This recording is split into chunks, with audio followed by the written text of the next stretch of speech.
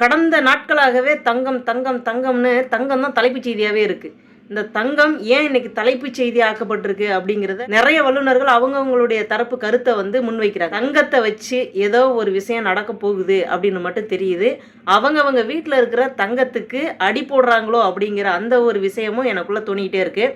ஒரு வீட்டுக்குள்ளே பரம்பரையாக நாங்கள் இத்தனை பவுன் தங்கம் வச்சுருக்கோம், இத்தனை சவரன் தங்கம் வச்சுருக்கோம், எங்கள் அப்பா காலத்தில் எங்கள் தாத்தா காலத்தில்னு வச்சுருந்தாலும் இனி வரக்கூடிய நாட்களுக்கு வச்சிருக்கக்கூடிய தங்கத்துக்கு சர்டிஃபிகேட் அவசியம் அப்படிங்கிற காலமும் வந்துருமோ அப்படிங்கிற மாதிரியான ஒரு சிந்தனையை சிந்திச்சு பாருங்க. இப்போ ஒரு நியூஸ் ரொம்ப பெருசாலாம் வரலங்க, சைலண்டாக வந்துக்கிட்டு இருக்கு.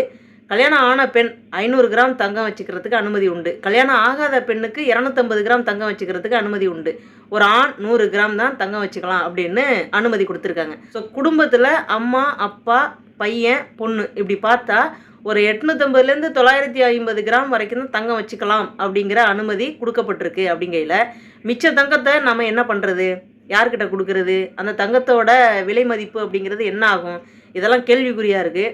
இதை பற்றி விவரம் தெரிஞ்சவங்க கமெண்ட்டில் கருத்தாக பதிவு பண்ணுங்கள். மக்கள் எந்த இடத்துலையும் பாதிக்கப்படக்கூடாது அப்படிங்கிறதுக்காக சின்ன சின்ன விஷயங்களை முன்கூட்டியே நம்ம வந்து தெரியப்படுத்துறதுக்காக தான் காணொலி பதிவை வந்து இங்கே பதிவேற்றம் செய்கிறோம். உங்களுடைய லைக்கையும் ஷேரையும் எதிர்பார்த்து இல்லை, உங்கள் மனசில் என்ன இருக்குது அதை மற்றவங்களுக்கும் தெரியப்படுத்தணும் அப்படிங்கிறதுக்காக தான்.